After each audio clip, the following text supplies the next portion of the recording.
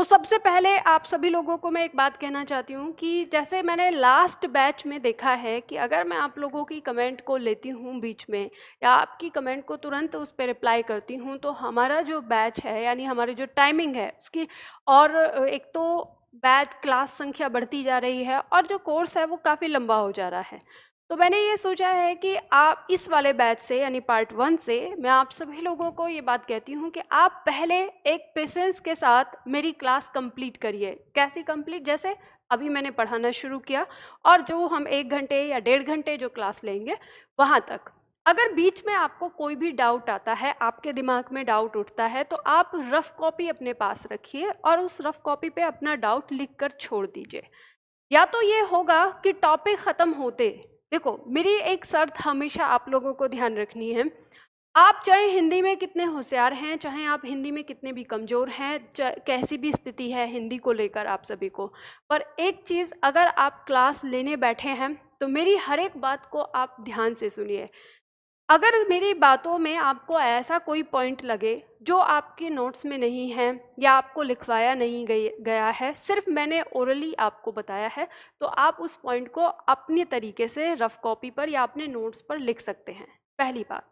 अब दूसरी बात ये कि ऐसा भी हो सकता है कि जब मैं आपको कोई बात यहाँ पे समझा रही हूँ तो आपके दिमाग में डाउट आ सकते हैं, किसी प्रश्न को लेकर हो सकता है या कोई ऐसा डाउट हो सकता है कि अगर ये ऐसे है तो ये कैसे होगा। तो ध्यान रखिए, अगर इस तरह का कोई भी डाउट आपके मन में आता है तो आपको अपनी रफ कॉपी पे उस डाउट को उस समय लिख कर छोड़ देना है। हो सकता है कि वो डाउट आपको मैं तुरंत की तुरंत 5 मिनट बाद या 10 मिनट बाद बताने वाली हूँ। तो अगर मान लो आप लोग चैटिंग करने लगोगे कि मैम हमको ये समझ में नहीं आया और आप एकदम चैटिंग शुरू कर देंगे, तो ध्यान रखना जिस दौरान आप चैटिंग कर रहे होते हैं उस दौरान मैं आपको क्या क्या बता रही हूँ वो चीज़ आपके दिमाग से निकल जाएगी, और वो चीज़ निकल गई तो फिर आपको एक डाउट तो पहले से था, एक डाउट उस समय का बन जाएगा जो आपने सुना नहीं। तो मैं समझा रही हूँ यही चीज़ कि अगर समय पर कोर्स ख़त्म करना चाहते हो और एक ही बार में हिंदी को अच्छे से पढ़ना चाहते हो तो ध्यान रखना, आप जो कमेंट, जो आपके दिमाग में कोई भी क्वेश्चन आता है, कोई भी प्रश्न आता है, कोई भी डाउट आता है, वो रफ कॉपी पर लिख कर रखिए। क्योंकि एक बात हमेशा याद रखना, जैसे मान लो कि जब हम पढ़ रहे हैं, अगर मैं आपको गिनती सिखा रही हूँ 1 2 3 4 5 6 7 8 10 9 10, ठीक है, इस तरह। तो ध्यान रखिए, जिस समय मैं आपको 1 के बारे में बता रही हूँ या 2 के बारे में बता रही हूँ और इस समय आपके दिमाग में एकदम से सवाल उठ जाए कि ये 1 जैसा तो एक संख्या 10 भी होती है, मैडम जी ये 10 क्या है, तो ध्यान रखना तालमेल खराब हो जाता है। क्योंकि जब मैं 1 पढ़ा रही हूँ, 2 पढ़ा रही हूँ, तो आप इसको सीखो, इसको सीखो, अभी 9 या 10 के बारे में आप बात करोगे तो फिर तालमेल खराब होगा। तो ऐसे ही जब हम वर्णमाला पढ़ेंगे तो वर्णमाला हमारी 5 दिन की क्लास है और आप ये अंदाजा लगा सकते हैं कि 5 दिन की क्लास मतलब 5 घंटे से ज़्यादा की क्लास। तो 5 घंटे से ज़्यादा की क्लास में हम किस किस चीज़ को कवर करेंगे इसका शायद आपको अंदाजा नहीं होगा। तो जो छात्र जिनके अंदर बहुत जिज्ञासा और एकदम उछल कूद मची रहती है ना कि पता नहीं आगे पढ़ाना है, ये पढ़ना है, वो पढ़ना है, तो उन्हीं छात्रों के लिए मैंने ये नोट्स दिए हुए हैं जो आधे अधूरे हैं। आप सभी जानते हैं, आपने देखा होगा, एक पेज तो आपको पहला दिया है, इसके बाद जैसे स्वर, स्वर की मात्रा, फिर कुछ पॉइंट्स लिखा है, फिर उसके बाद कुछ पॉइंट्स लिखा है, आधा अधूरा, इस तरह से बना है। तो वे छात्र आराम से बैठ के उन नोट्स को अच्छे से पढ़ ले कि इसमें क्या क्या पॉइंट लिख रहा है, तो उनको ये अंदाज़ा लग जाएगा कि आने वाली क्लासेस में हम क्या क्या पढ़ने वाले हैं। ठीक है, तो हम क्या क्या पढ़ने वाले हैं उनको अंदाज़ा लग जाएगा, उनकी जिज्ञासा ख़त्म हो जाएगी। हम वर्णमाला शुरू करने जा रहे हैं यहाँ पर, और पहले दिन से ध्यान रखिएगा, हिंदी में सिर्फ ऐसा नहीं है शुरुआत कि हम केवल वर्णमाला से शुरू करते हैं, ये एक भाषा है तो हम भाषा को भी लेकर आते हैं। पर अगर भाषा की सारी चीज़ों को पहली क्लास में हम लेके आते हैं तो थोड़ा सा क्लिष्ट हो जाता है। तो भाषा कहाँ से शुरू हुई, कैसे बनाई, और ये सारी चीज़ें हम पढ़ेंगे जब हम भाषा विज्ञान पढ़ेंगे, भाषा विज्ञान एवं उसकी बोलियाँ। तो हम यहाँ से शुरू करते हैं एक ही पॉइंट से, और वो पॉइंट है हमारा वर्णमाला। तो वर्णमाला की परिभाषा क्या होती है आप सभी लोगों को पता है? वर्णों के व्यवस्थित क्रम को क्या कहते हैं? वर्णमाला कहते हैं। तो आप यहाँ पर एक लाइन लिख लीजिए, वर्णों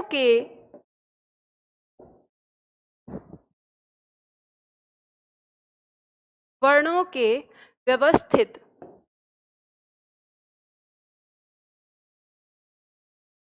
क्रम को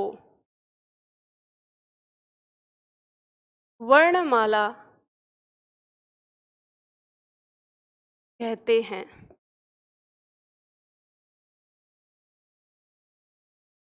ये आपकी परिभाषा हो गई। इसी के साथ यहाँ पर एक पॉइंट आपको लिखना है, वर्ण बराबर लिपि चिन्ह,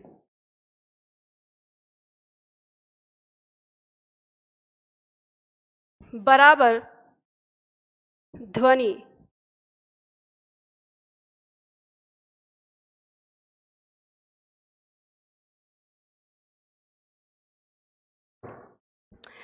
इसे लिख लीजिए।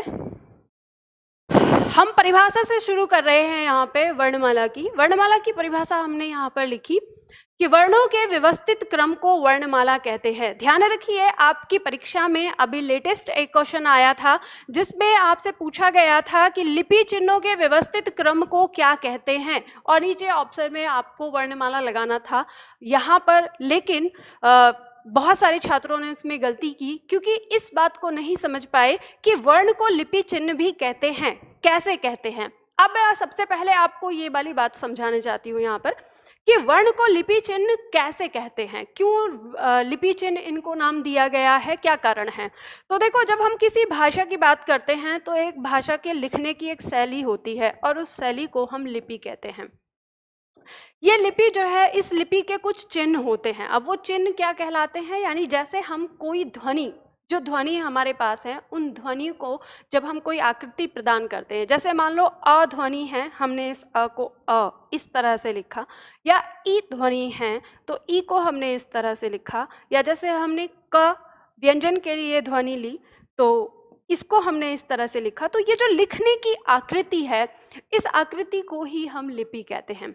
आप लोग जानते हो हिंदी भाषा में, अब ये चीज़ें अपने हिसाब से आप नोट डाउन करना, मैं मिटाती रहूँगी, यहाँ पे लिखती रहूँगी। पहला पेज जो है आपका, इसमें कई सारे प्रश्न आपकी परीक्षा से आएंगे जो आपकी परीक्षा में आते हैं, और वो फोकस करना। तो इन चिन्हों को, यानी ये हमारी कौन सी लिपि है, ये हमारी देवनागरी लिपि है, तो परीक्षा में आ जाता है देवनागरी लिपि। कई बार ये पूछा जाता है कि देवनागरी लिपि का नाम देवनागरी लिपि क्यों हुआ, तो इसके बारे में हम छोटी सी बात करेंगे कि देवनागरी लिपि को कुछ लोग कहते हैं कि ये देवों के नगर की भाषा माने जाने के कारण, यानी जो संस्कृत हमारी भाषा थी, संस्कृत भाषा को देवों के नगर की भाषा माने जाने के कारण इसका नाम देवनागरी लिपि पड़ा। लेकिन कुछ लोग कहते हैं कि जो गुजरात के ब्राह्मण थे, उन्होंने इसका प्रयोग किया था, जो वहाँ पर वो नागर कहलाए, और नागर से ये नागरी, और फिर क्योंकि ब्राह्मण को ऐसे भी देव माना जाता है, तो देव की जो उनकी यूज़ की हुई जो भाषा थी, तो इसलिए इसका नाम देवनागरी पड़ गया। तो इसके नाम पर कई सारे विवाद हैं अलग, लेकिन फैक्ट में कोई ऐसा क्वेश्चन नहीं आएगा। फैक्ट में आपको सिर्फ ये पूछा जाएगा कि हिंदी की जो लिपि है वो क्या है, तो वो देवनागरी लिपि आएगी। अब ध्यान देना, ये जो हमने आकृति बनाई है, इस आकृति को हम चिन्ह भी कह देते हैं। क्या कह देते हैं? चिन्ह।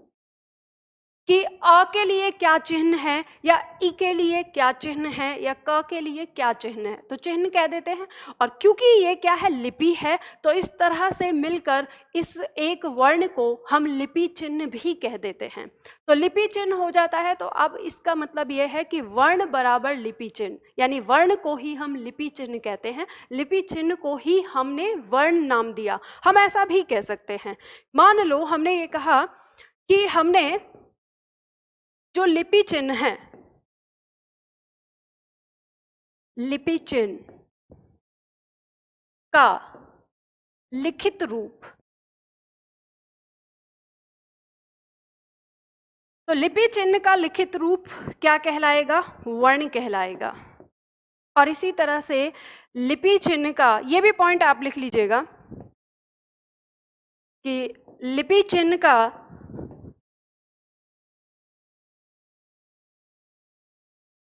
मौखिक रूप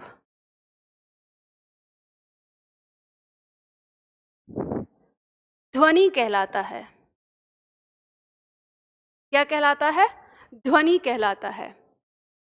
और ये वर्ण और ध्वनि, यानी कई बार आपकी परीक्षा में इस तरह भी प्रश्न आता है कि वर्ण को अन्य किस नाम से जानते हैं, तो आंसर आपको ध्वनि देना होता है। या कभी कभी आता है कि ध्वनि को अन्य किस नाम से जानते हैं, तो आंसर आपको वर्ण देना होता है। ठीक है, ये था हमारे वर्ण के बारे में। अब सबसे पहले बात करेंगे कि जब वर्णमाला से वर्ण शब्द निकल के आया, तो ये जो वर्ण है कितने प्रकार का होता है।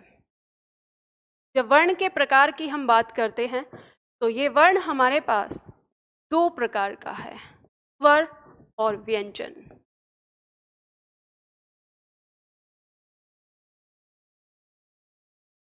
स्वर और व्यंजन। अब अगर इनकी परिभाषा की हम बात करें, तो आप लोग जानते हो इन सब की परिभाषा आप लोगों ने पढ़ी है, आपने बहुत बार पढ़ा है। तो परिभाषा इनकी क्या है? स्वर को कहते हैं जो स्वतंत्र रूप से जिनका उच्चारण हो, और व्यंजन को कहते हैं जो जिनका उच्चारण स्वर की सहायता से हो।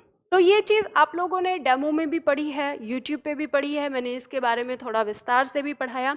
लेकिन मैं चाहती हूँ कि हम सीधा पॉइंट पे आ जाएं कि अब हम ये इन दोनों के बारे में हम अच्छी तरह से जानते हैं। सबसे पहला पॉइंट हम यहाँ पर स्वर को लेंगे, स्वर के बारे में डिटेल पढ़ेंगे। जो हमारा नोट्स है, हम अपने उस नोट्स पर पढ़ना शुरू करेंगे, उसी से चीज़ें शुरू करते हैं कि जो हमारे नोट्स में लिखते रहेंगे सारी चीज़ें। ठीक है, अब बहुत ज़्यादा चीज़ें यहाँ पे समझाने का कोई इस समय औचित्य नहीं बनता कि आपको बहुत सारी चीज़ें यहाँ पे बोली जाएं या बताई जाएं। खैर क्या करूँ, मैं थोड़ा सा डिसबैलेंस हो गई हूँ, क्योंकि मैं यहाँ पे इसलिए डिसबैलेंस हुई हूँ कि एक चीज़ को अगर विस्तार से समझा के अगर आपको सही चीज़ अगर आपको बताई जा रही है, तो वो आपको टाइम वेस्टिंग लगता है। फिर मुझे लगता है कि फिर आपको सिर्फ और सिर्फ रट्टू तोता बना दिया जाए और फिर कोई फ़ायदा।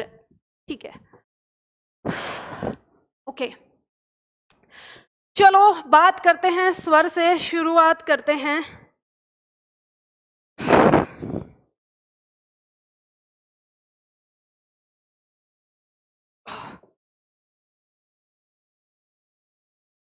लिखो, परिभाषा लिखो स्वर की।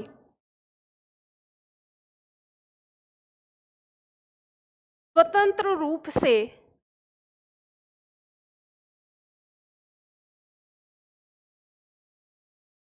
उच्चारित किए जाने वाले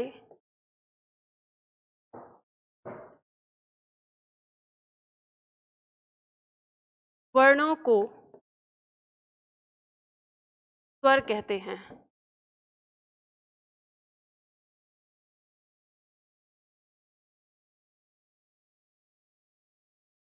पहले ये परिभाषा लिख लो, उसके बाद समझाती हूँ आपको चीज़ें। ठीक है, पेन अपना रखो, स्टार्टिंग से शुरू करते हैं। ये लिख लीजिए फटाफट से।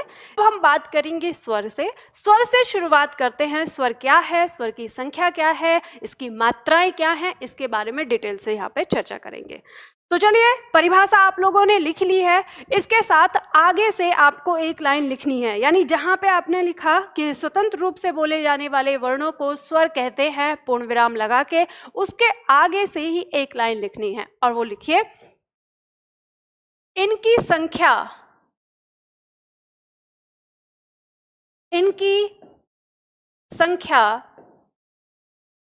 और संख्या करने के बाद आगे आपको ये योजक चिन्ह, निर्देशक चिन्ह आपको लगाना है। और इसके आगे हम डिटेल बात करेंगे कि इनकी कुल संख्या की जब हम बात करते हैं, तो कुल संख्या हम 13 लिखते हैं। आगे ब्रैकेट में लिखिएगा 11 + 2। पहले लिख लीजिए, फिर एक एक करके समझाती हूँ उनको। फिर उसके बाद लिखिए, जैसे हम बोलते हैं कभी कभी कि केवल बोल देते हैं स्वर की संख्या, या कभी कभी हम बोल देते हैं मूलतः संख्या। इसमें ही लिखना है यहाँ पर, मूलतः, ना कि मूल। ठीक है, मूलतः का मतलब होता है सामान्य तौर पर। ठीक है, स्वर की संख्या मूलतः स्वर की संख्या या केवल हिंदी वर्णमाला में स्वर की संख्या, अगर इस तरह से कभी आपसे पूछा जाए तो आपको हमेशा 11 लिखना है, ठीक है, 11। और इसके बाद यहाँ पे आगे लिख लीजिए इनकी संख्या के बाद, ठीक।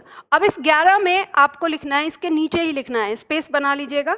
और वो 11 कौन सी होती है तो आपको पता है, अ, आ,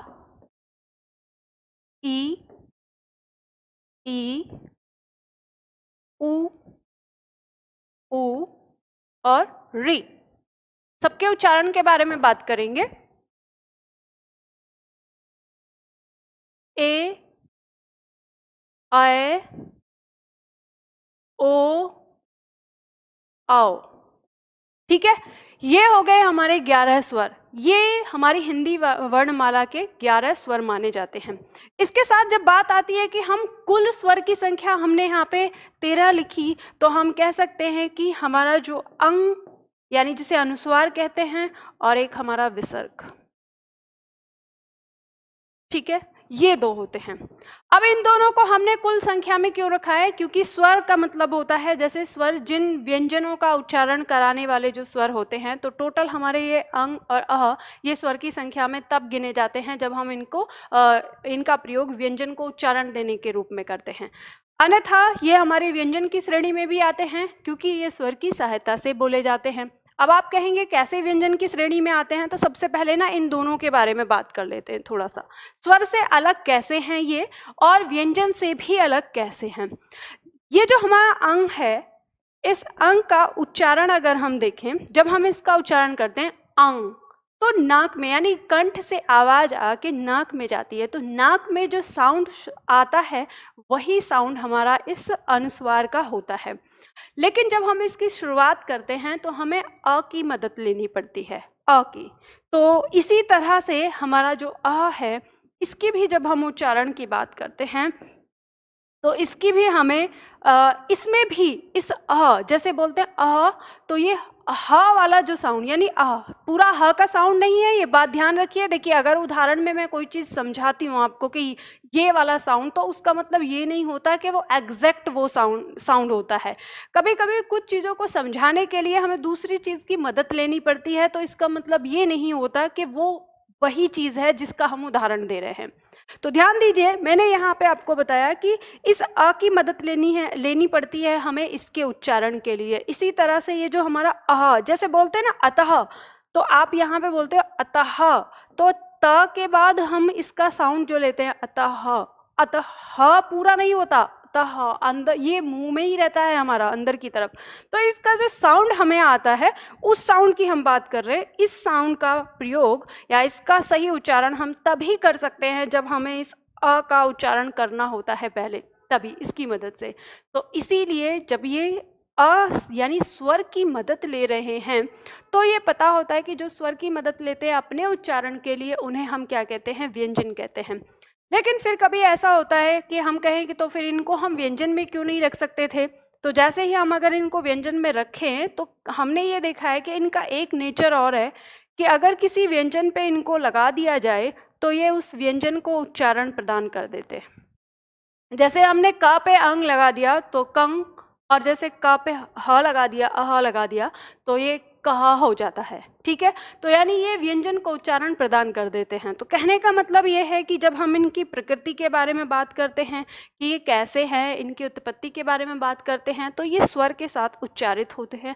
लेकिन जब हम इनके कार्यशैली की बात करते हैं तो ये व्यंजन को भी उच्चारित कर सकते हैं, तो इनमें स्वर के गुण आ जाते हैं। तो हम कह सकते हैं कि ये जो हमारा अनुस्वार और अह जो है, यानी अनुस्वार और विसर्ग, इन दोनों में स्वर और व्यंजन दोनों के गुण पाए जाते हैं। तो ऐसे इनको एक नया नाम दिया गया है और वो नाम दिया गया अयोगवाह। आपकी परीक्षा में आता है और वर्णमाला खत्म होते हम इसे दोबारा भी पढ़ेंगे, ठीक है। तो अयोगवाह के बारे में हम आपकी परीक्षा में भी आता है। तो ये मैंने अभी थोड़ी सी हिंट आप लोगों को दी है यहाँ पर कि ये किस तरह से प्रयोग होता है। आपकी परीक्षा में एक प्रश्न और आ जाता है कभी कभी कि स्वर और व्यंजन के बीच की कड़ी, अगर ऐसे पूछा जाए स्वर और व्यंजन के बीच की कड़ी किसे कहा जाता है, तो बीच की कड़ी हम इन दोनों को बोल सकते हैं, क्योंकि बीच की कड़ी का मतलब होता है जिसके अंदर दोनों के गुण हों। तो स्वर के भी गुण होते हैं और व्यंजन के भी गुण होते हैं, तो इसलिए हम इन्हें बीच की कड़ी कह सकते हैं कि स्वर और व्यंजन के बीच की कड़ी हैं। तो ये बात आपको यहाँ पे समझ में आई। अब इसके बाद इसकी मात्रा के बारे में बात करेंगे स्वर के लिए। तो अच्छा चलो, उससे पहले हम यहाँ पे देखते हैं कि ये जो हमारे स्वर हैं इनकी संख्याओं को लेकर काफ़ी ज़्यादा हमें किताबों में विवाद मिलता है। तो ध्यान रखिएगा, इनकी संख्या को आपको ये दिमाग में रखना है कि इनकी संख्या 11 + 2 अगर कुल के लिए आए। ऐसे पूछा जाए सामान्यतः तो जो मैंने लिखवाया है आपको कि अगर कुल संख्या पूछेगा तो आप 13 लगाएंगे, और अगर आपसे केवल स्वर और हिंदी के स्वर इस तरह से संख्या पूछेगा तो आप 11 लगाएंगे, उसमें 10 भी लगाने की आवश्यकता नहीं है। ठीक है, ये बात आपको ध्यान में रखनी है। यहाँ पे क्या कह रहे हैं मैम, टोटल कितने हैं? टोटल मैंने अब बताया ना, कुल संख्या 13 हमने इसके लिए रखी है। ठीक है, चलो तो अब इसके बाद आप इसमें एक और पॉइंट लिखिए, एक परिभाषा लिखिए स्वर की मात्रा के लिए। स्वर की मात्रा के सामने एक लाइन लिखिए, स्वर की मात्रा क्या होती है।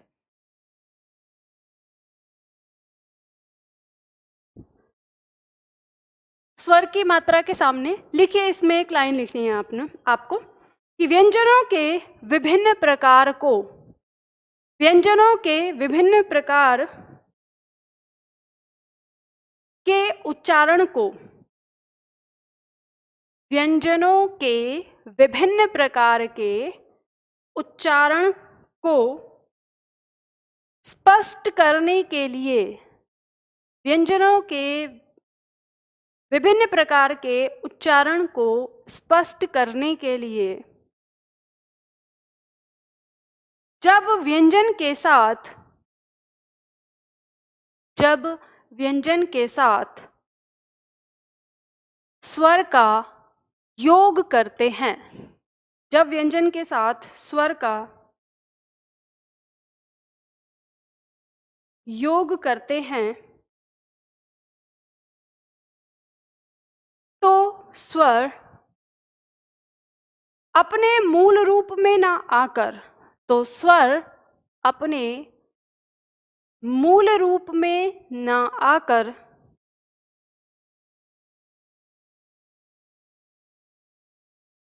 जिस रूप में आते हैं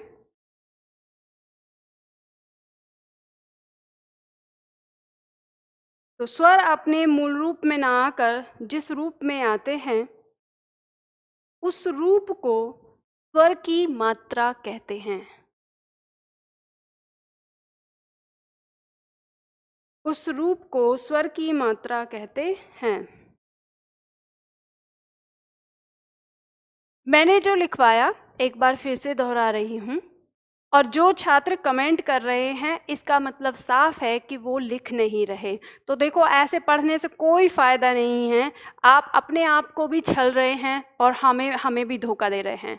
तो चुपचाप बैठ के लिखो। मैंने आपको एक पंक्ति लिखवाई है स्वर की मात्रा के लिए कि व्यंजनों के विभिन्न प्रकार के उच्चारण को स्पष्ट करने के लिए जब व्यंजन के साथ स्वर का योग करते हैं तो स्वर अपने मूल रूप में न आकर जिस रूप में आते हैं उन्हें स्वर की मात्रा कहते हैं। देखो, यहाँ पे सवाल उठता है सबसे पहले ये कि स्वर की मात्रा क्यों बनाई गई, क्या कारण है। तो स्वर की मात्रा इसलिए बनाई गई क्योंकि व्यंजन के साथ उच्चारण के लिए हमें स्वर को लगाना था, तो स्वर का होना जरूरी है।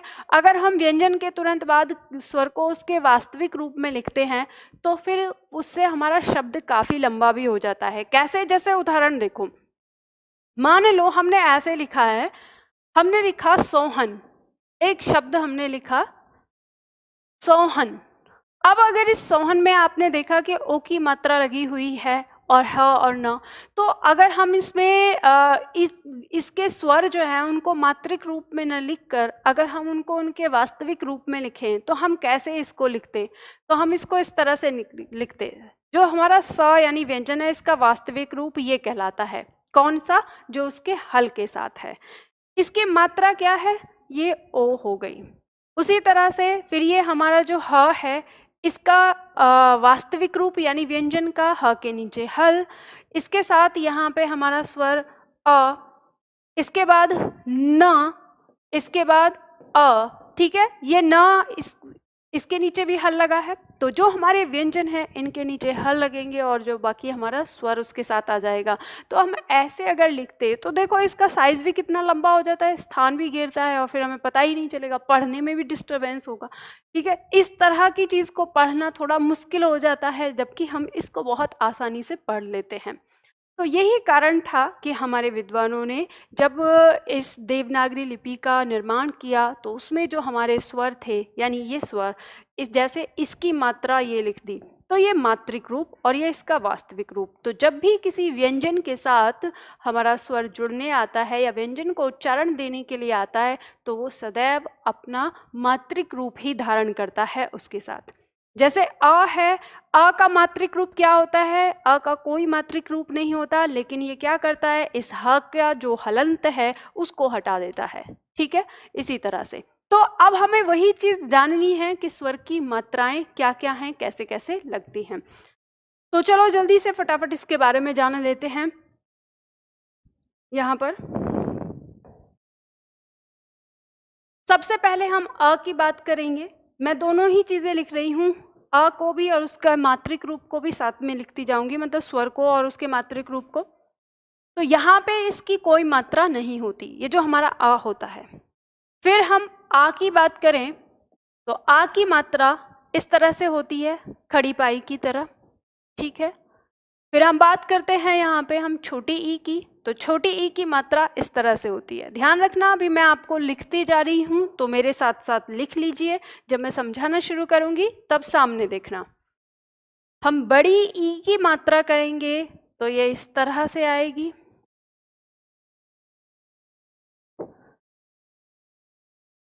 ऊ की मात्रा, छोटा ऊ, बड़ा ऊ, ये री, ए,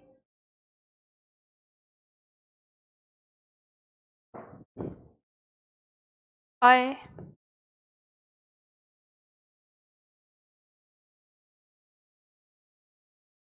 ओ,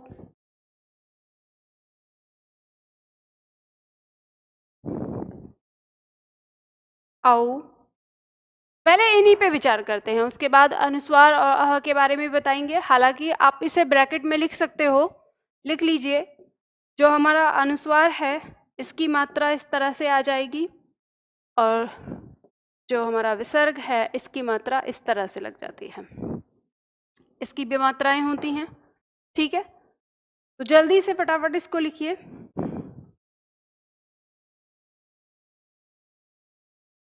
अब देखो, ध्यान दो यहाँ पर। अब अगर किसी ने नहीं लिखा है तो बाद में लिखना, पहले इधर ध्यान दो। जब हम स्वर की मात्राओं की बात करते हैं तो ये जो हमारा अ है इसकी कोई मात्रा नहीं होती। तो हम कैसे पहचानेंगे कि किसी व्यंजन में हमारा स्वर अ है? तो हमें ऐसे पहचान होती है, मैं यहाँ पे लिखती हूँ थोड़ा नीचे इसके, कि जैसे मान लो ये हमारा व्यंजन है, ये का इस तरह से लिखा है। ध्यान रखिएगा, हल के साथ ही लिखा जाता है। जो हमारे व्यंजन होते हैं, व्यंजन का वास्तविक रूप हल के साथ माना जाता है, ये बात ध्यान रखिएगा। ठीक है, तो हम क्या करेंगे, जब इसमें अ लगा देंगे तो इसके नीचे का ये हल हट जाएगा। तो इससे हमें पता चल जाता है कि इसके अंदर कौन सा स्वर शामिल है, इसके अंदर अ स्वर शामिल है। जब हम बात करते हैं आ की, तो आ की जो मात्रा है वो खड़ी पाई होती है। तो किसी व्यंजन के साथ हम इसका प्रयोग इस तरह से करते हैं। इसी तरह से हम बात करेंगे ई, छोटी ई की, तो ये छोटी ई जो है इसकी मात्रा किसी भी वर्ण के आगे से घूम के लगती है। कैसे? इस प्रकार से, जैसे हम किसी व्यंजन के साथ इसको लिखेंगे। ठीक है, उसके बाद हम बात करते हैं बड़ी ई की।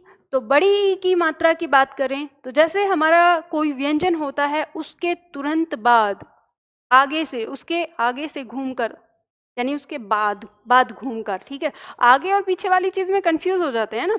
तो देखो इसको ऐसे ध्यान रखना कि हम इसे कह सकते हैं कि इधर की तरफ सबके मुख होते हैं, तो इधर वाले हिस्से को यानी ऐसे लेके चलेंगे तो ये सामने इसके आगे रहेगा और ये इसके पीछे वाला रहेगा, बाद वाला, ठीक है, इस तरह से। इसके बाद हम बात करेंगे ऊ की मात्रा की। तो ऊ की मात्रा का प्रयोग इस तरह से होगा, बड़े ऊ की मात्रा का प्रयोग इस तरह से होगा, और री की मात्रा का प्रयोग।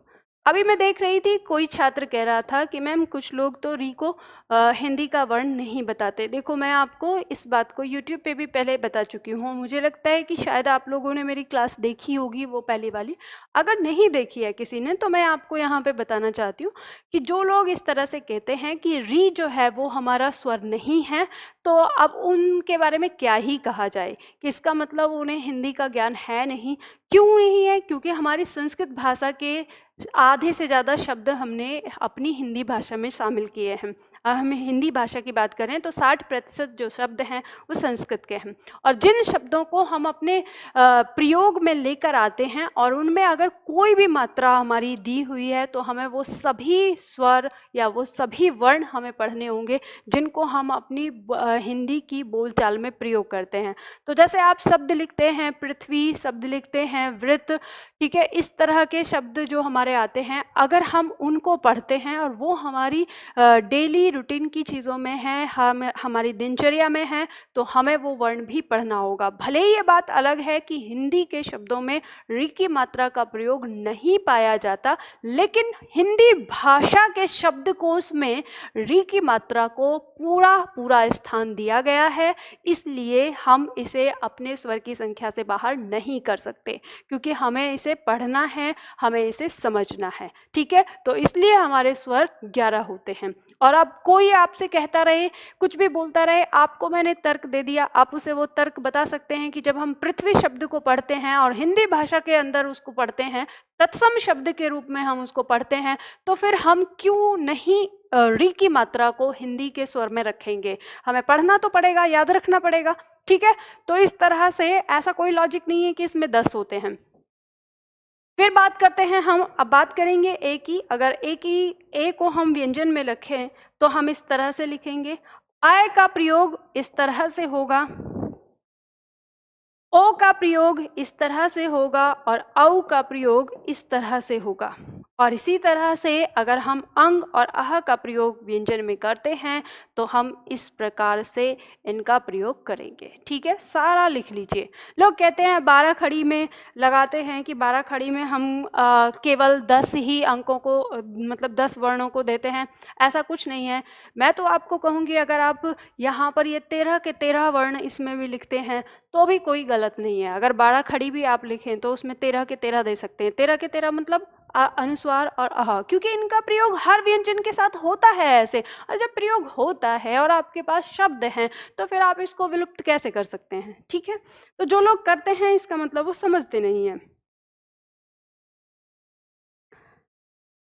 ठीक,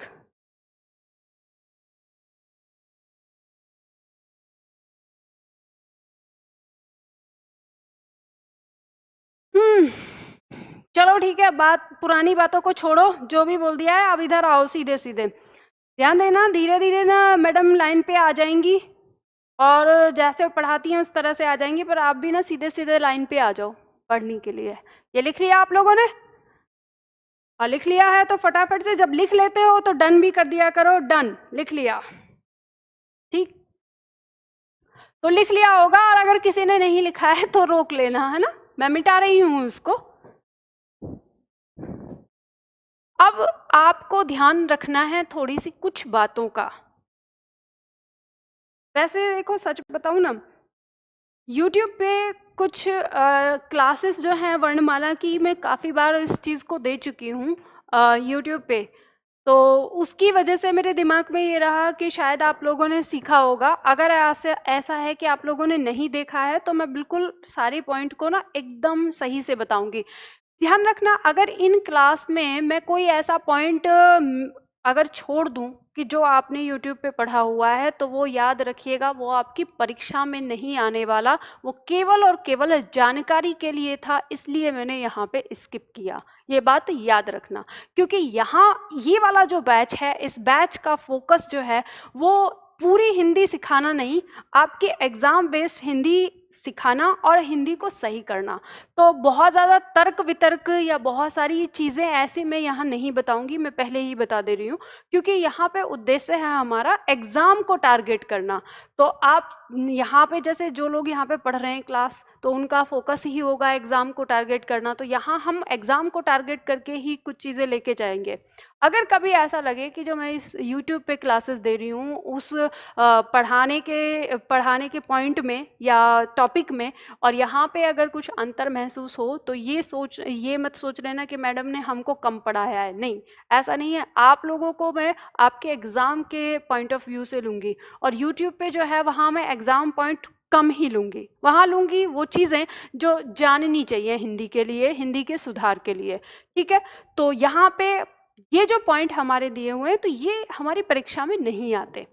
इनका प्रयोग क्या है? इनका प्रयोग केवल और केवल हमारे जानने और समझने के लिए है, तो इसलिए मैं थोड़ा सा इसको शॉर्ट में ले रही हूँ। अगर इनमें कोई भी पॉइंट समझ में ना आए तो आप मुझे लिख देना कि ये वाला पॉइंट रिपीट कर दो, तो मैं रिपीट कर दूंगी। ठीक है, देखो यहाँ पे हमारा दिया है, हमें क्या याद रखना है।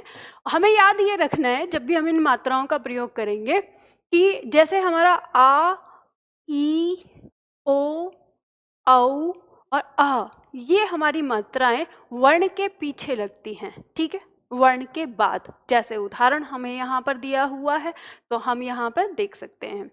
उसी तरह से पॉइंट नंबर 2 की बात करें तो पॉइंट नंबर 2 हमें कहता है कि जो हमारी छोटी ई है, ये मात्रा वर्ण के पहले लगती है। ठीक है, यानी वर्ण के आगे। तो जैसे शब्द है हमारा निधि, इसमें दोनों आगे लगी है, जैसे सिरा, जिसका आदि।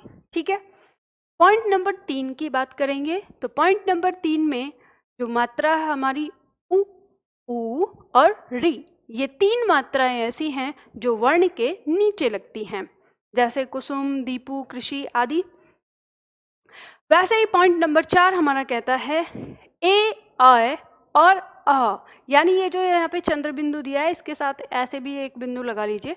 यानी हम अनुस्वार और चंद्र बिंदु, इन तीनों के बारे, अनुस्वार के बारे में ही होता है, पर चंद्र बिंदु का प्रयोग कब होता है, अनुस्वार का प्रयोग कब होता है, तो आज से 7वीं क्लास में या 8वीं क्लास में हम इस चीज़ को डिटेल से पढ़ेंगे, इसलिए मैं यहाँ पर अभी समय नहीं दे रही हूँ। तो अब इसको विस्तार से पढ़ेंगे कब? जब हम वर्तनी वाला टॉपिक पढ़ेंगे, चंद्र बिंदु कहाँ लगेगा, अनुस्वार कहाँ लगेगा, ये सारी चीज़ें।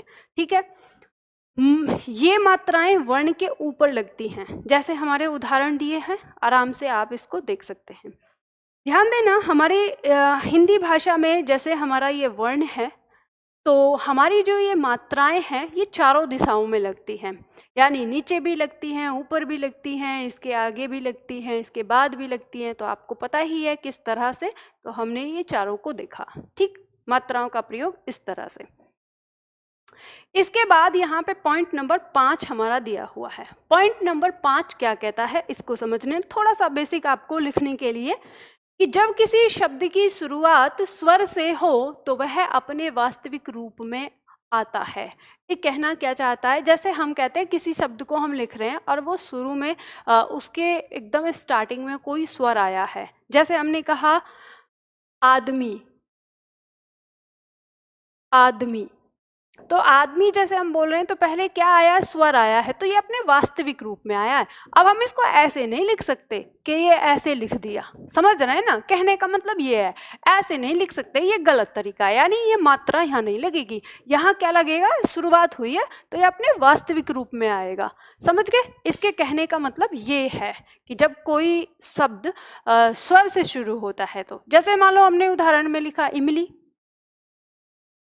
तो ये अपने वास्तविक रूप में आ गई। ठीक है, उसी तरह से जैसे हमने लिखा एहसास, तो यहाँ पे क्या हो गया, वास्तविक रूप में आ गया। ठीक, आदि, इस तरह के शब्द की बात कर रहे हैं।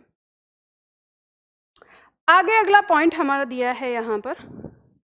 अगला पॉइंट है, जब किसी शब्द में किसी व्यंजन के साथ दो स्वर जुड़ते हैं तो पहला स्वर मात्रा के रूप में तथा दूसरा स्वर अपने वास्तविक रूप में आता है।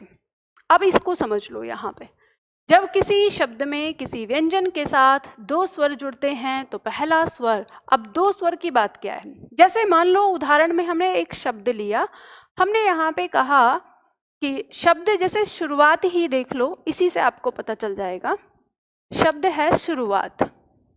अब अगर हम इसको तोड़ के लिखें, अच्छा इससे पहले आपको एक बात ये समझनी है कि जैसे हम जब शब्द को लिखते हैं तो पहले हमारा व्यंजन होता है, फिर उसके बाद स्वर होता है। तो व्यंजन के बाद स्वर क्यों होता है? क्योंकि वो व्यंजन को सहारा देने के लिए आया है।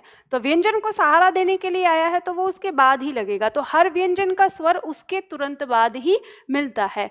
तो ऐसे ही अगर हम इसको तोड़ें तो हमें पता चलेगा कि ये हमारा क्या है, व्यंजन है, और ये इसका क्या है, स्वर है। फिर इसी तरह से र हमारा व्यंजन, देखो व्यंजन हमेशा हल के साथ ही लिखा जाएगा, और र का व्यंजन क्या है, स्वर क्या है, यहाँ पर उ है। फिर इसके बाद हमारा ये आ गया, इसके बाद व्यंजन त और इसका स्वर अ। तो देखो यहाँ पे जो आपको ये देखने को मिला कि ये जो र हमारा यहाँ पर स्वर व्यंजन है, इसके तुरंत बाद लगातार दो स्वर आए हैं, लगातार दो स्वर आए हैं। पहले उ और फिर आ। तो इसमें क्या होगा कि ये जो पहला वाला स्वर है ये ही इसके साथ मात्रिक रूप में लगेगा, जो दूसरा स्वर है वो स्वतंत्र रूप में आएगा। अब ऐसा क्यों हुआ है, ये यहाँ पर यही बात कही है कि यदि किसी शब्द में किसी व्यंजन के साथ दो स्वर जुड़ते हैं तो पहला स्वर मात्रिक रूप में होता है और दूसरा स्वर वास्तविक रूप में होता है। तो यहाँ पे क्यों आया है दूसरा स्वर वास्तविक रूप में? क्योंकि ये जो स्वर है ये स्वतंत्र हो गया, अब ये किसी को सहारा नहीं दे रहा। ठीक है, तो याद रखना जब कोई स्वर किसी भी व्यंजन को सहारा नहीं देता है तो उस समय वो स्वर अपने वास्तविक रूप में होता है।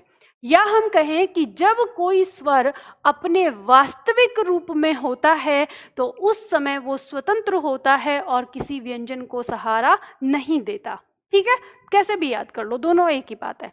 तो यहाँ पे आपको ये बात पता चल जाती है कि यानी जब हम लिखेंगे तो जिस तरह से ये शुरुआत शब्द लिखा हुआ है इसको हम ऐसे नहीं लिख सकते। जैसे कई बार हमारे छात्र ऐसे कर देते हैं, शुरुआत स पे उ की मात्रा, र पे उ और आय लगा दो ऐसे।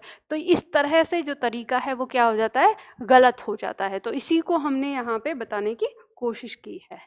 ठीक, चलो तो ये वाली चीज़ अब हमारी यहाँ पे ये समाप्त हुई। अब इसके बाद बात करते हैं हम स्वर के वर्गीकरण की।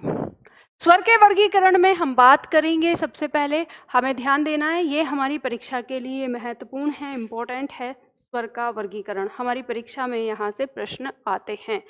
तो पहले जब बात करें स्वर का वर्गीकरण कितने प्रकार से किया जा सकता है, तो हम देखते हैं यहाँ पे हम उत्पत्ति के आधार पर उसका वर्गीकरण कर सकते हैं, या उच्चारण काल के आधार पर कर सकते हैं, या जीव के प्रयोग के आधार पर कर सकते हैं, या होठों की स्थिति के आधार पर कर सकते हैं, या मुख खुलने की स्थिति के आधार पर कर सकते हैं। तो सवाल उठता है कि इतने प्रकार का वर्गीकरण कैसे दिया है, और आपकी परीक्षा में यहाँ से प्रश्न आते हैं। अभी तक जो हमने पढ़ा उसमें हमारे 2-4 प्रश्न हैं जो फैक्ट के रूप में आते हैं, बार बार रिपीट होते हैं, लेकिन होते थे, अब नहीं होते। वर्तमान समय की बात करें तो अब वहाँ से वो प्रश्न रिपीट नहीं होते कि स्वर की संख्या क्या है या व्यंजन की संख्या क्या है। अब उल्टा, अब दूसरे तरीके से आने लगा है। अब इसे आप एडवांस कह सकते हैं चाहें, और वो क्या है कि अब वो आपसे पूछने लगा है प्रकार के आधार पर, जो इसका हम वर्गीकरण करते हैं ना कि ये इसके आधार पर, ये इसके आधार पर। आपसे पूछ सकता है उत्पत्ति के आधार पर स्वर कितने प्रकार के हैं, या पूछ सकता है आपसे उच्चारण काल के आधार पर स्वर कितने प्रकार के हैं, जीव के प्रयोग के आधार पर स्वर कितने प्रकार के हैं। तो अब वो आपसे प्रकार पूछता है कि कितने प्रकार के हैं, और सबको अलग अलग याद करना है आपको कि ये किसके आधार पर है, ये किसके आधार पर है। ठीक है, तो परीक्षा के दृष्टिकोण से अब यहाँ पे हम बात करेंगे। सबसे पहले हमें यहाँ दिया हुआ है उत्पत्ति के आधार पर। उत्पत्ति के आधार पर थोड़ा समझने की कोशिश करेंगे कि उत्पत्ति के आधार पर हमारे स्वर किस प्रकार से। उत्पत्ति के आधार पर स्वर के दो प्रकार होते हैं, मूल स्वर और संधि स्वर।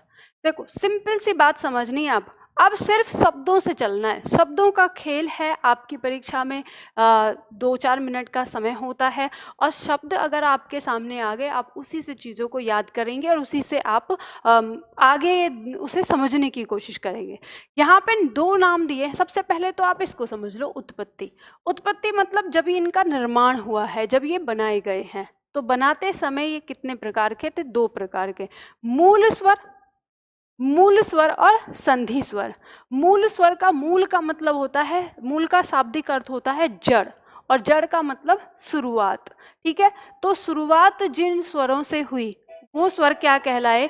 वो मूल स्वर कहलाए। ठीक है, जिन स्वरों से मतलब जिन स्वरों को हमने सबसे पहले उत्पन्न किया वो स्वर हमारे क्या कहलाए? वो मूल स्वर कहलाए। अब देखो ये कौन से हैं, तो आप कह सकते हो यहाँ पे कि ये 4 होते हैं, 4 होते हैं। कौन कौन से? ये लिख लीजिए, अ, ई, उ और री। सबसे पहले जब स्वर के बारे में, स्वर को बनाया गया, तो इन्हीं 4 स्वरों को बनाया गया, अ, ई, उ और री। ठीक है, इन्हीं का प्रयोग हुआ। अब इनको इन मूल स्वरों से मिलाकर हमने दूसरे स्वर बनाए। तो जब हम इन्हीं को मिलाकर बना रहे हैं, तो यानी हमने स्वरों को एक से अधिक जोड़ा, तभी तो आया। तो जब जोड़ा मतलब जब उनमें संधि की, तो तभी तो हमारे दूसरे प्रकार के स्वर संधि स्वर बने। संधि स्वर का मतलब क्या है? जो जोड़कर बनाए गए हैं। ठीक है, 2 वर्णों से जोड़े गए। अब 2 वर्ण कौन कौन से हैं वो तो हम बाद में देखेंगे, पर हमारे कम से कम 2 वर्ण आपस में जुड़े, कम से कम 2, हो सकता है 3 वर्ण भी जुड़े हों। ठीक है, तो अब हम यहाँ पे देखते हैं कि संधि स्वर हमारा किसको कहते हैं। तो संधि स्वर जो स्वर मूल स्वर के आपस में जुड़ने से बनते हैं अथवा 2 स्वरों के योग से बनते हैं, उन्हें संधि स्वर या दीर्घ स्वर या गुरु स्वर। देखो 3 नाम हैं, याद रखना, संधि स्वर, दीर्घ स्वर और गुरु स्वर। अब बात आती है यहाँ पर, कई बार हमारे छात्र, जैसे ये इसमें दिया है ना दीर्घ स्वर, तो दीर्घ स्वर को, अब दीर्घ स्वर को लेके हमारी परीक्षा में अलग अलग कई तरह से प्रश्न आते हैं। तो आपको प्रश्न की प्रकृति को पहचानना होगा जब भी आपको उत्तर देना है। ठीक है, तो यानी अब हम जो संधि स्वर है उसको दीर्घ स्वर भी कहते हैं और उसको गुरु स्वर भी कहते हैं। तो हमारे पास ये डिटेल हो गई। अब हम इसमें आगे बढ़ते हैं। आगे दिया है कि ये संधि स्वर हमारे 2 प्रकार के होते हैं। आगे दे दिया मूल दीर्घ स्वर और संयुक्त स्वर। तो याद रखना, कई बार इस मूल दीर्घ स्वर को हम केवल दीर्घ स्वर के नाम से भी जांचते हैं या हम इसे दीर्घ स्वर के नाम से भी मानते हैं। ठीक है, ये बात ध्यान रखना, किताबों में ये दोनों जगह इसको दीर्घ स्वर का नाम दिया गया है, यानी यहाँ पे भी। तो ये मूल दीर्घ स्वर का मतलब क्या होगा? तो मूल दीर्घ स्वर का मतलब आप समझिए कि जो वर्ण सेम जाति के होते हैं, यानी समान जाति के। और संयुक्त स्वर में वो हो जाएंगे जो स्वर समान जाति के नहीं हैं। तो इसको विस्तार से लिखते हैं, विस्तार से इस पर चर्चा करते हैं, देखते हैं क्या। इसमें आप इसका उदाहरण लिख सकते हो जो यहाँ पर है। यहाँ अपना नोट्स पूरा कर लो पहले समझने के लिए। 2 लाइन लिख लीजिए यहाँ पे। यहाँ लिखिए मूल दीर्घ स्वर। तो इसमें आगे लिख लीजिए आ, ई, उ, और यहाँ पे हो जाएगा आपका संयुक्त स्वर। संयुक्त स्वर, और संयुक्त स्वर में क्या हो जाएगा? ए, आए, ओ और आओ। ये लिख लीजिए।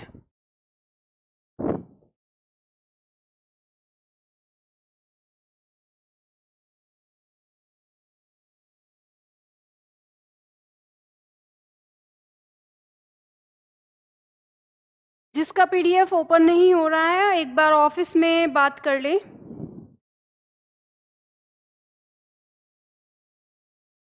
प्रशांत कुमार, आप क्लास के बाद फोन करिएगा। आपने कहा है कि मेरा सब्जेक्टिव एग्ज़ाम है, हेल्प मी। क्लास के बाद आप फ़ोन कर लीजिएगा, एक बार बात कर लीजिएगा मुझसे, स्टाफ से कहिएगा कि मैम ने मुझसे बात करने के लिए कहा है, प्रशांत कुमार, ठीक है? तो मैं आपसे डिटेल में बात करूँगी या जो भी चीज़ है आपके एग्ज़ाम को। यहाँ पे 6 पॉइंट प्लीज़ बता दीजिए, फिर से बताती हूँ, अभी रखिए, ये आपने लिख लिया होगा।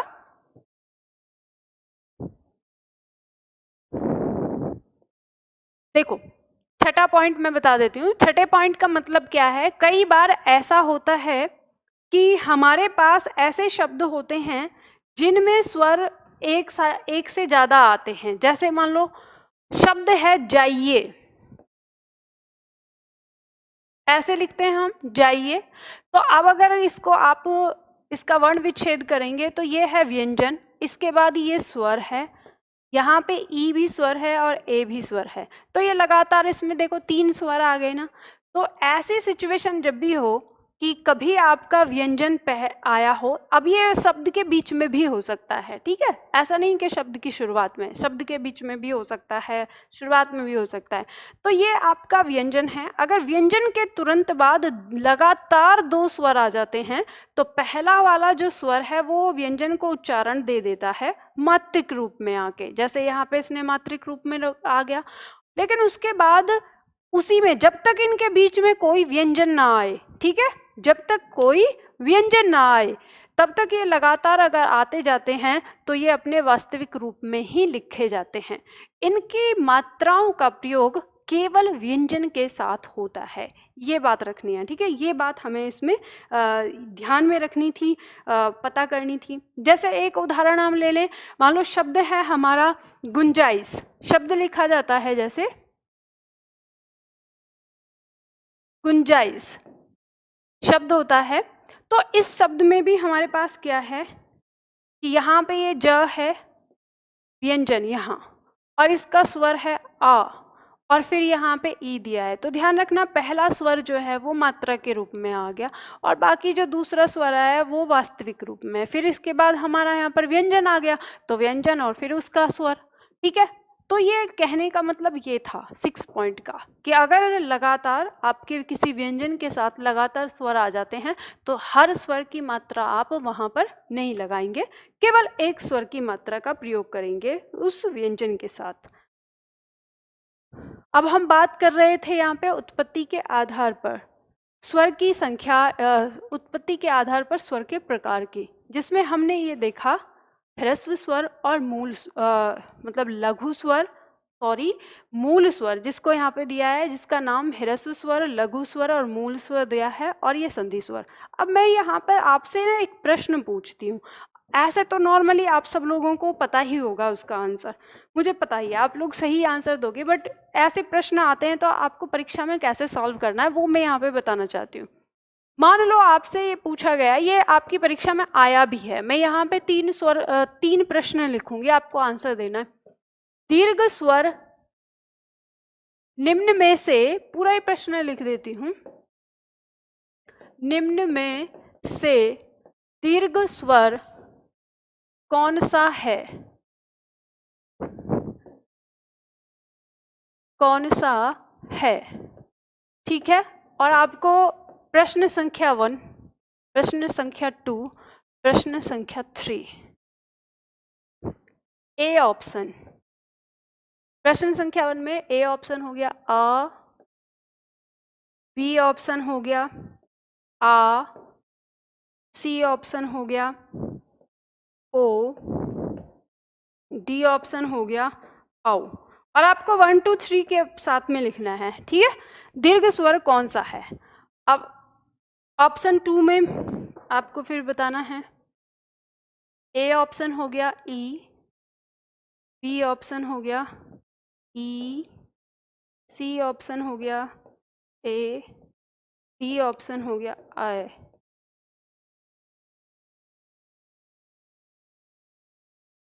थर्ड में ए ऑप्शन ऊ, बी ऑप्शन ओ, सी ऑप्शन ऊ, डी ऑप्शन आओ। जल्दी से बताइए, 1 2 3 4 5 आंसर बताइए इसमें। प्रश्न आपके सामने है, निम्न में से दीर्घ स्वर कौन सा है? 4 ऑप्शन आपको दिए हुए हैं। अलग अलग एग्जाम में, मतलब अलग अलग शिफ्ट में अलग अलग प्रश्न आया था। एक ही बार के एग्जाम में ये प्रश्न आया था लास्ट ईयर, जो आपका एग्जाम हुआ था लास्ट, इससे पहले प्रश्न परीक्षा में था, निम्न में से दीर्घ स्वर कौन सा है? और ऑप्शन आपको यहाँ पे इस तरह से दिया हुआ था, ए बी सी डी। तीनों प्रश्न का आंसर दीजिए अलग अलग।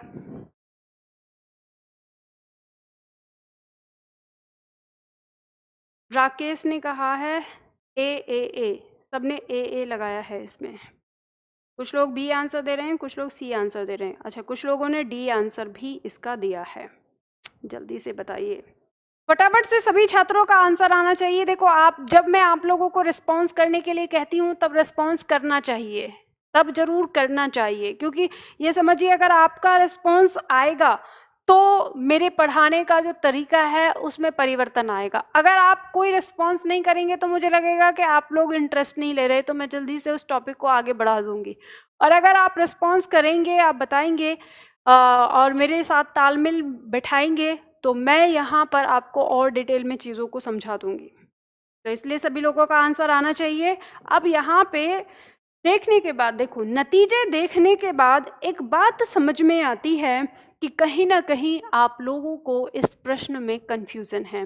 बहुत सारे छात्र हमारे ऐसे हैं जिन्होंने आंसर गलत भी दिया है, बहुत सारे छात्र ऐसे हैं जिन्होंने आंसर सही दिया है। तो सबसे पहले मैं आप लोगों को इनका आंसर बताती हूँ और फिर उसके बाद आप लोगों से बात करती हूँ।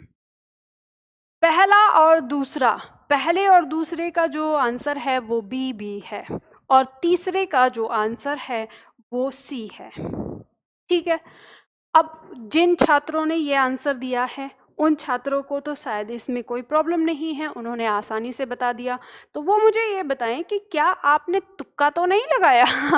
जिन्होंने सही किया है, कहीं आप लोगों ने तुक्का तो नहीं लगा दिया?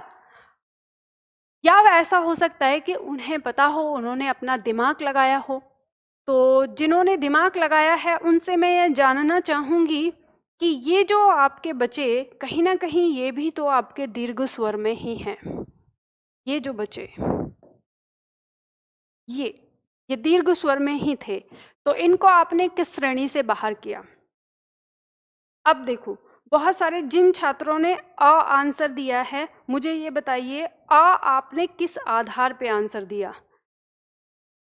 अब सबसे पहले एक बात याद रखना है, मैं ये बात समझ सकती हूँ, ये वाली बात, कि आप ए बी, मतलब बी सी डी, इन तीन में से कोई भी आंसर चुनेंगे बार बार तो समझ में आता है कि आपने बी सी और डी, क्योंकि यहाँ पे तो दीर्घ स्वर लिखा हुआ है। लेकिन ए ऑप्शन जिन भी छात्रों ने दिया है, वो छात्र किस आधार पर ए ऑप्शन दे रहे हैं, ये सोचनीय विषय है कि उन्होंने किस आधार पर दे दिया। क्योंकि जो ए आंसर है उसमें तो हमारा लघु स्वर है, उसमें तो दीर्घ है ही नहीं। तो वो किस तरह से, अच्छा, यहाँ पे एक छात्र कह रहे हैं तुक्का लगा दिया, बहुत बढ़िया है। चलो, यहाँ पे कह रहे हैं यूट्यूब से, आपसे ही सीखा। अच्छा, ठीक है, चलो, तो आपने फिर वो क्लास देखी होगी जिसमें मैंने इसको समझाया। अब यहाँ पर ध्यान दो, जिन छात्रों ने ए ऑप्शन जिन्होंने लगाया है, उन्होंने क्या सोचा होगा? उनके दिमाग में आया होगा कि ये जो यहाँ पे ना निम्न में से दीर्घ स्वर कौन सा नहीं है, ये वाला हो सकता है, अब गलती से लगा दिया है, फिर मैडम सुधारेंगे, हम पहले आंसर ए ही दे देते हैं, है ना? यही सोचा होगा। ऐसे ही हमारे छात्र भी कुछ सोचते थे और उन्होंने इसीलिए परीक्षा में इसका आंसर ए लगा दिया। सबसे पहले एक बात याद रखना, कभी भी आप इस उम्मीद में रह के आंसर मत लगाना किसी परीक्षा में कि ये यहाँ पे परीक्षा के अंदर गलत है और जब परीक्षक को पता चलेगा तो वो इस प्रश्न को सही करेगा और सही करके जो हम आंसर दे रहे हैं उस आंसर को सही मान लेगा।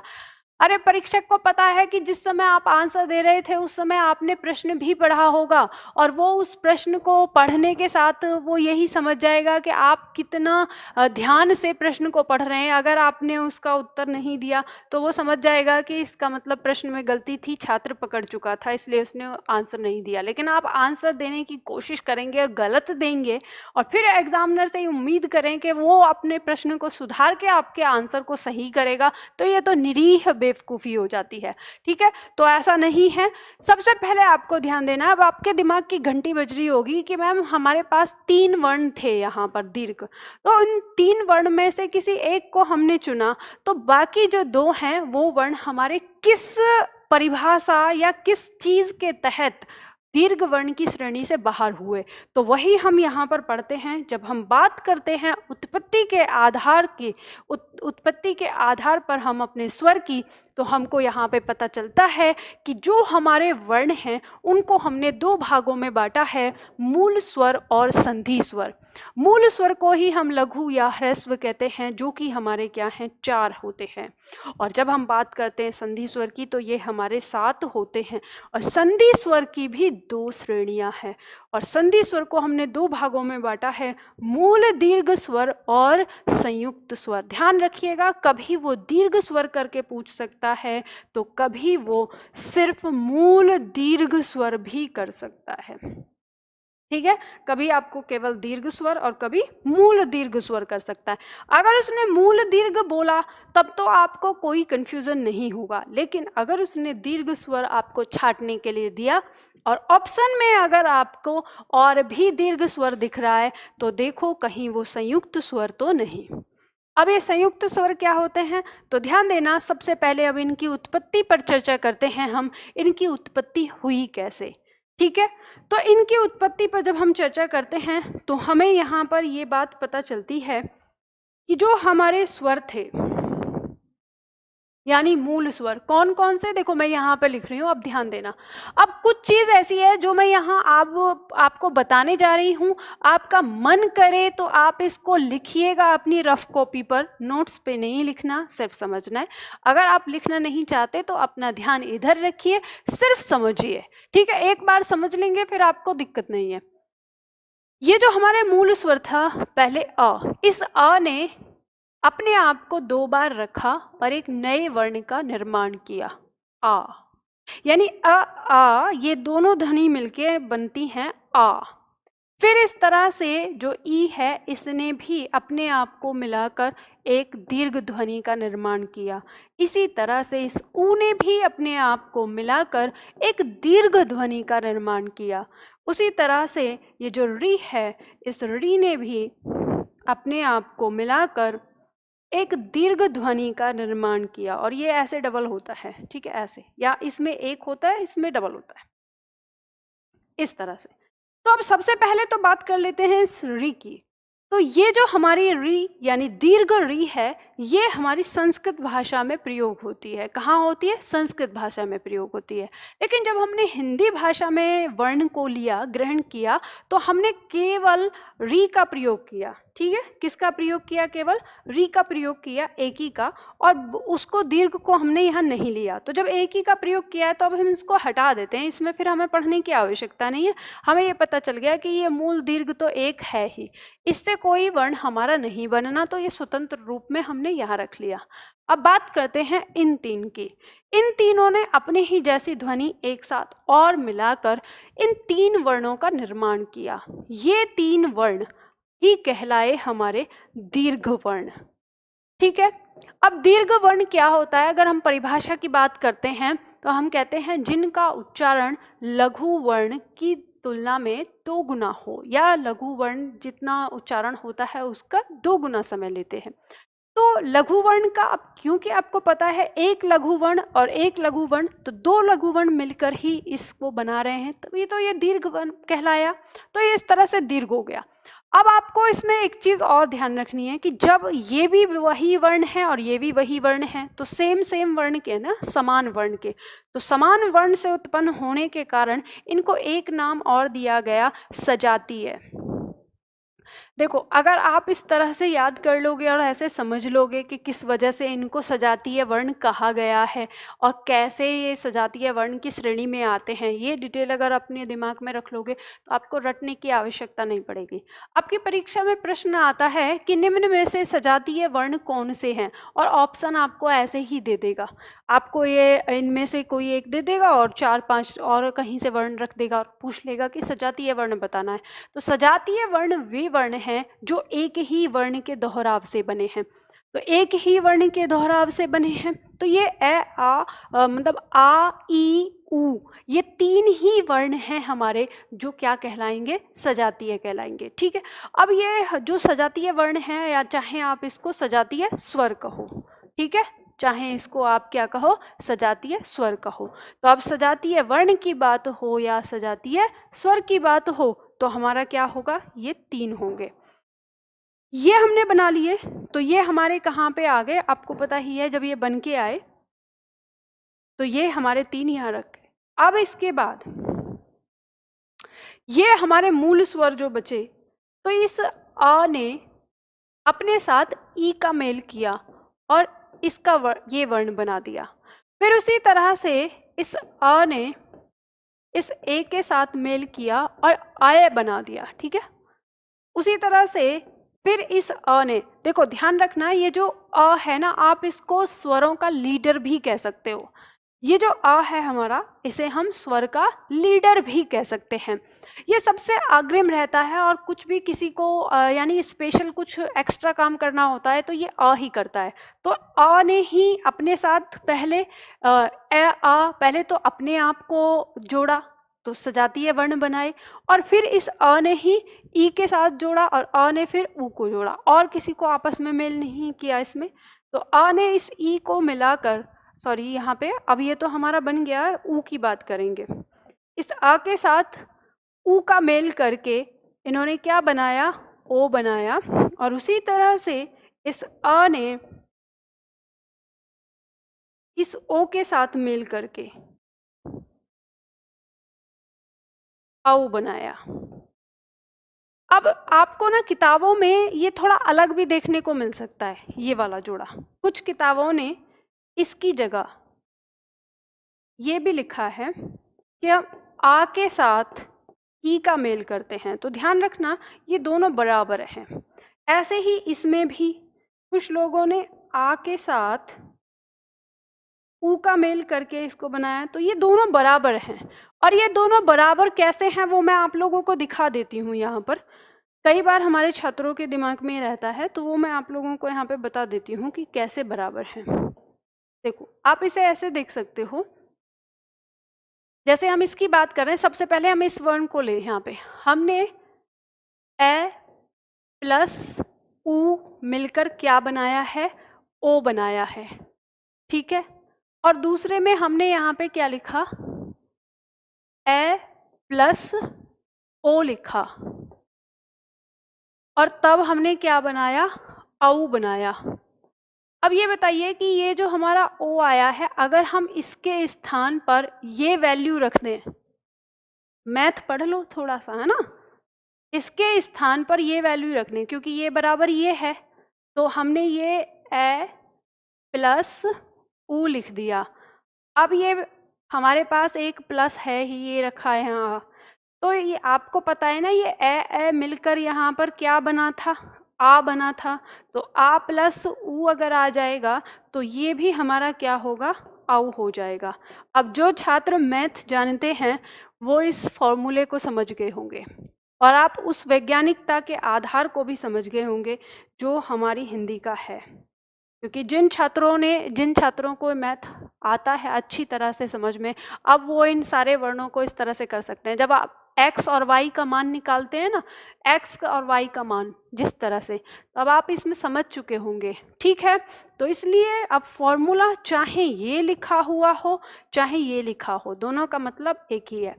अब जो छात्र इसको न समझ पाए हों ये वाले फॉर्मूले, तो घबराने की आवश्यकता नहीं है, आपकी परीक्षा में यहाँ से कोई प्रश्न नहीं आता। ये सिर्फ मैंने इसलिए बताया है कि आपको अगर किताबों में फॉर्मूले में अंतर नजर आए तो आप घबराना मत कि ये गलत है, वो सही है, ठीक है। ये टीजीटी पीजीटी के जो छात्र हैं उनमें फॉर्मूला कभी कभी पूछ लिया जाता है उनकी परीक्षा में, तो उन्हें ये ध्यान रखना है। अब यहाँ पर देखिए कि तो ये 4 वर्ण हमारे सामने जो आए, तो ये 4 वर्ण सबसे पहले तो इनको ध्यान में रखना है, क्योंकि ये एक अलग वर्ण और एक अलग वर्ण इन दोनों के मेल से बने हैं, तो इनको हमने नाम दिया संयुक्त, ठीक है। अब संयुक्त क्योंकि ये क्या है, स्वर, तो हमने इन्हें संयुक्त स्वर का नाम दिया। लेकिन इसके साथ ये अलग है, ये अलग है, तो ये जो इनकी जाति है वो क्या है, अलग है, तो इसलिए इनको विजातीय स्वर कहा गया, विजातीय स्वर, ठीक है। तो अब आपकी परीक्षा में अगर प्रश्न ये आए, अगर आपकी परीक्षा में प्रश्न पूछा जाए आपसे कि सजातीय स्वर कौन से हैं और विजातीय स्वर कौन से हैं, तो आपको अपने आप पता चल जाएगा, आपको रटने की आवश्यकता नहीं पड़ेगी। कहीं कोई रटना पड़ेगा आपको नहीं, बस आपको क्या करना है, सीखना है, आपको बस सिर्फ एक बार समझना है, आपको सारी चीजें याद हो जाएंगी। तो अब आपको यहाँ पे चार्ट याद हो गया, क्या आपको चार्ट याद हुआ वो यहाँ पर ध्यान दीजिए। तो देखिए अब इसको तुरंत एकदम से दिमाग में रख लीजिए।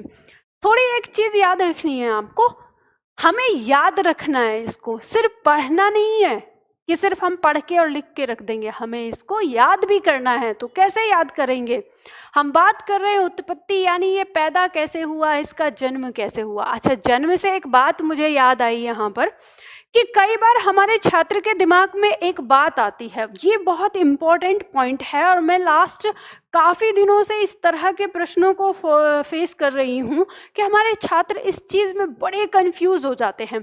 कैसे, जैसे मान लो मैंने एक शब्द लिखा यहाँ पे, विजातीय ही लिखती हूँ, जैसे शब्द है हमारा विजातीय, ठीक है। तो हमारे छात्र क्या कहते हैं कि मैम यहाँ जब हम इनका वर्ण विच्छेद करते हैं तो हम इसे ऐसे क्यों नहीं लिखते।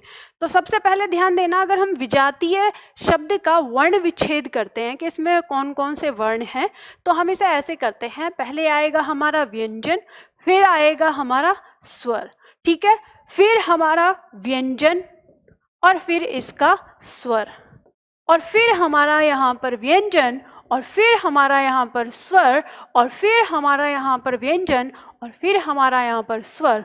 अब ध्यान दीजिएगा कि छात्र का प्रश्न क्या था, और ये प्रश्न आपका भी हो सकता है। छात्र ने प्रश्न किया कि मैम ये तो हमने लिख दिया, ये तो आप ही ने बताया था कि ये अ प्लस अ से मिलकर बना है, तो हम इसको ऐसे क्यों नहीं लिख रहे कि ज और अ इस तरह से, और इसी तरह से कि ई को, कि ये तो आप ही ने बताया है कि ये जो बड़ा ई है हमारा, ये बना है अ प्लस ई से, तो हम इसको ऐसे क्यों नहीं लिख रहे। ऐसे ही जब कहीं हमारा कोई, मान लो ये वर्ण आ गया, तो छात्र फिर यही सवाल करता है कि इसको हम ऐसे क्यों लिखते हैं, जब हम इसको तोड़ के लिख रहे हैं तो हम इसको अ प्लस ए ऐसे क्यों नहीं लिख रहे। तो अब इस बात को समझना, ये प्रश्न आपका भी हो सकता है कि ऐसा क्यों हो रहा है, ठीक है। तो आपको एक बात समझनी है कि जब हम बात कर रहे हैं इसकी, किसकी, उत्पत्ति की, उत्पत्ति मतलब जन्म, उसका जन्म कहाँ से हुआ है, तो हमेशा याद रखना कि जब किसी का जन्म होता है, मान लो मैं आपको यहाँ पे उदाहरण देती हूँ, मान लो जैसे हमने कहा राजू, राजू क्या है, एक व्यक्ति है, तो राजू का जन्म कैसे हुआ। अगर हम ये पूछें राजू क्या है, एक व्यक्ति है, राजू का जन्म कैसे हुआ, तो राजू का जन्म उसके माता पिता से हुआ, तो यानी राजू की माँ और राजू के पिता। तो जब हम राजू के जन्म के बारे में पढ़ते हैं तो हम उसकी माँ के बारे में जानते हैं और उसके पिता के बारे में जानते हैं।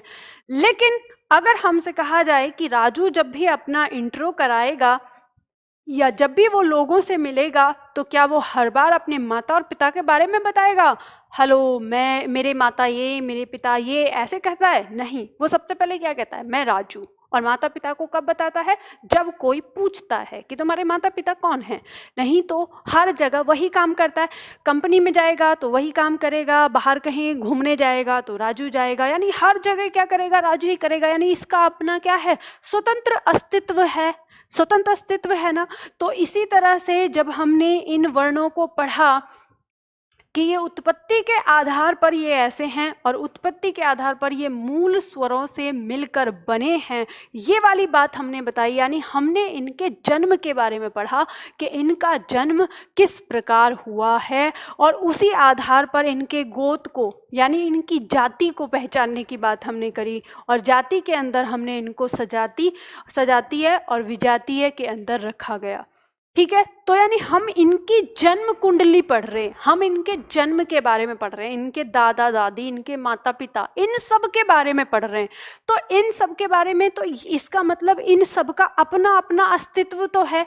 तो जब इनका अपना अस्तित्व है, यही कारण है कि ये यहाँ पर ऐसे नहीं लिखे जाते, ये अपने अपने अस्तित्व में लिखे जाते हैं जैसे ये हैं। बात आई समझ में? तो इसलिए कभी भी मत तोड़ना। कई बार हमारे छात्र, जैसे हम व्यंजन, हालांकि व्यंजन अभी आया नहीं है, मैं फिर भी आपको बता देती हूँ। जैसे हमारा ये व्यंजन है छ, इसका जो इसकी उत्पत्ति है वो हम मानते हैं कि हमारा आधा क और ये जो हमारा श है इससे आता है, और इसमें अगर हम इस तरह से स्वर लगा दें तो कई बार हमसे ये बच्चे पूछते हैं कि जैसे शब्द आ गया, अगर हमने लिखा कक्षा, तो वो कहते हैं कि हम इसको ऐसे ही क्यों लिखते हैं, इसका वर्ण विच्छेद ऐसे क्यों करते हैं, इस तरह से हम इसको यहाँ पर ये क और श इस तरह से क्यों नहीं लिखते ये। तो ध्यान रखना, ठीक वही कारण है इसका भी जो यहाँ पे है जन्म का, कि कोई जन्म से कहाँ से बना है हम उस पर चर्चा नहीं करेंगे। ठीक है, तो इसमें बारे में डिटेल से और बताऊंगी जब हम व्यंजन पढ़ेंगे तब। तो ये वाली बात आप लोगों को समझ में आ गई होगी कि क्यों हम वर्णों को, यानी जो हमारे स्वर हैं, जो दीर्घ स्वर हैं, उनको हम नहीं तोड़ते। अब आप क्या करो, आपके पास ये चीज़ वैसे लिखी हुई है, इसमें कुछ लिखना था नहीं, तो आपको ध्यान रखना है कि ये तो हो गए हमारे सजातीय स्वर। कौन से? ये 3। और ये जो यहाँ पे दिया है हमारे 4, इसमें आप लिख लीजिए विजातीय स्वर, विजातीय स्वर। ठीक है, और देखो ये आपका चार्ट, जो आपके जो नोट्स हैं ना, वो इस प्रकार से बने हैं कि ये नोट्स आप लोगों को, मतलब इन नोट्स को आप लोग तो देख सकते हो, आप लोग समझ सकते हो, क्योंकि आप लेक्चर के साथ इनको पढ़ रहे हो। कोई दूसरा देखेगा तो शायद उसको ये समझ में भी नहीं आएगा। चलो, तो ये यहाँ पे आप लोगों ने उतार लिया होगा और ये बात आपको समझ में आ गई होगी। 1 मिनट।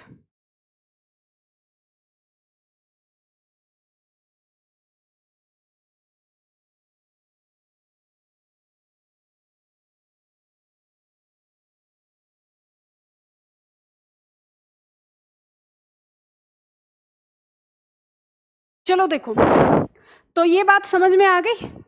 तो हमने आज यहाँ पे क्या सीखा, ध्यान देना। हमने यहाँ पे सीखा उत्पत्ति के आधार पर हमारे जो स्वर हैं वो 2 प्रकार के होते हैं, जिसमें हमने जाना कि मूल स्वर और संधि स्वर। ये आगे संधि स्वर में हमने जान लिया कि संधि स्वर हमारे 2 प्रकार के होते हैं, मूल दीर्घ स्वर और संयुक्त स्वर। तो अब आपके एग्जाम में जो इसके बारे में पूछा जाता है कि सजातीय स्वर कौन सा है और विजातीय स्वर कौन सा है, तो वो भी आपको यहाँ पता चल गया, तो अलग से लिखवाने की आवश्यकता तो नहीं होगी।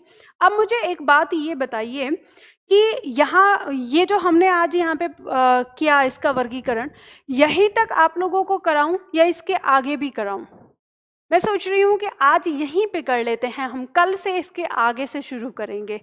ठीक है, और ये भी मैं बता देती हूँ, जिन छात्रों ने अभी तक ये नोट्स डाउनलोड अगर नहीं किया है तो डाउनलोड करके उसका प्रिंट निकाल लें, क्योंकि अगर आप साथ के साथ नोट्स नहीं बनाएंगे तो फिर लेक्चर लेने का कोई फ़ायदा नहीं है।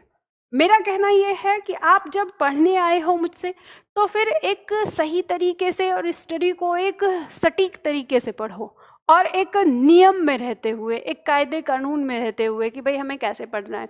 ये केवल हिंदी के लिए नहीं बताया मैंने ये आपको हर सब्जेक्ट के लिए बताया है। क्या वो? ये कि जब आप पढ़ते हो तो आपको अपने डाउट रफ कॉपी पर लिखने चाहिए। थोड़ा सा पेशेंस रखना चाहिए कि हो सकता है कि टॉपिक ख़त्म होते होते हमारे सारे डाउट क्लियर हो जाएं। पहले दिन की क्लास, हमारे आज की पहले दिन की क्लास है। पहले दिन की क्लास में क्या होता है कि हम सारा सब्जेक्ट एक साथ नहीं पढ़ सकते और उस सब्जेक्ट में हमें बहुत सारी समस्याएं होती हैं। ठीक है, अब यहाँ पे चलो छोड़ो, मैडम आप बहुत अच्छा पढ़ाती हो। क्या अच्छा पढ़ाती हूँ? पहले ही क्लास में आते ही ना मूड खराब हो जाता है। अब फालतू चीज़ें मत लिखना कुछ भी, है ना, कि ये वो दिस डैट। अब मक्खन मत लगाना मुझे, है ना, मक्खन लगाने की ज़रूरत नहीं है। मैं ऐसे ही बस, आप लोग शांति बनाए रखो और पढ़ने के लिए एक जगह चुपचाप बैठे रखो, वही मेरे लिए बहुत बड़ी चीज़ है। ठीक है, आप लोग कोई ये बोलोगे आप अच्छा पढ़ाती हो, ये पढ़ाती हो, अरे क्या अच्छा पढ़ाती हूँ? कुछ भी अच्छा नहीं पढ़ाती मैं, बस कोशिश करती हूँ पढ़ाने की। आप लोगों की रिजल्ट पर निर्भर करता है, आप लोगों की सफलता पर निर्भर करता है मेरी सफलता। आप लोग अगर सफल होंगे तो मैं सफल हो जाऊंगी, अगर आप लोग सफल नहीं हैं तो फिर मेरा पढ़ाने ना पढ़ाने का कोई फ़ायदा नहीं है। ठीक है, तो चलो हम बढ़ते हैं।